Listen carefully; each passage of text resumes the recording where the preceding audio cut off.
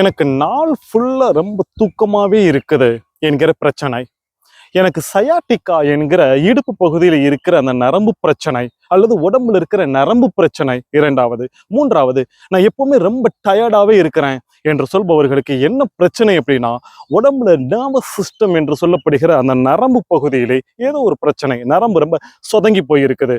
இதுக்கு ஒரு யோகா ஒன்று பண்ணலாம். அந்த யோகாவுக்கு பெயர் என்னன்னா வக்ராசனம். அது என்ன தெரியுமா? உடம்பை எப்படி முறுக்கி எடுக்கிற ஒரு யோகா. அதுக்கு என்ன பண்ணணும் அப்படின்றத சொல்லிடுறேன். நீங்கள் உட்கார்ந்து 2 கால்களையும் நீட்டி ஒரு காலை எடுத்து இன்னொரு காலுடைய பக்கவாட்டில் வைத்துக்கொண்டு உங்களுடைய இடது கையை எடுத்து சொருகி அந்த காலில் இருக்கிற கட்டவிரலை பிடித்தவாறு உங்கள் உடலை முறுக்கி வலது கையை பின்பக்கமாக வைத்து தலையையும் திருப்பி அந்த பக்கம் குறைந்தது ஒரு 10 நொடிக்கு அப்படியே வச்சுக்கிட்டு இருந்தீங்கன்னா அது வக்ராசனத்தின் பாதி.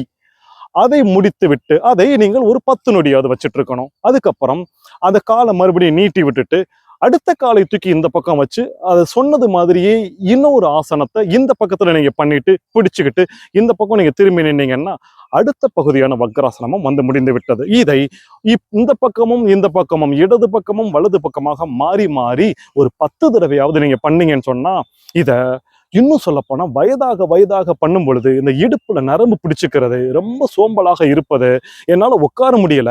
இன்றைக்கு என்ன தெரியுமா பெரிய பிரச்சனை? யாராலையுமே சம்மணம் கட்டி உட்காரவே முடியல. சின்ன பையனாக இருந்தாலும் பெரியவங்களாக இருந்தாலும் சம்மணம் கட்டி உட்காரவே முடியல. சம்மணம் என்பது இந்தியாவிலே நம்முடைய ரிஷிமார்கள் கண்டுபிடித்த ஒரு விஷயம். யாராலுமே உட்கார முடியல. இந்த ஆசனம் செய்ய செய்ய செய்ய கால்களால் மடக்கி உட்கார முடியும். 24 மணி நேரம் கூட நீங்கள் உட்கார்ந்து தியானம் செய்வதற்கு இந்த ஆசனம் உதவுகிறது. யாருக்கெல்லாம் இடுப்பு பிரச்சனை, நரம்பு பிரச்சனை, நாள் பூரம் தூக்கமா இருக்குது, இது அனைத்தும் இந்த வக்ராசனத்தில் நிவர்த்தி செய்யப்படுகிறது என்பதனால் ஒரு நாளைக்கு ஒரு தடவையாவது, அதாவது 10 முறை தொடர்ந்து செய்து கொண்டே இருங்கள். இந்த ஆசனம் உங்களுக்கு ரொம்ப பயன் தரும். நன்றி.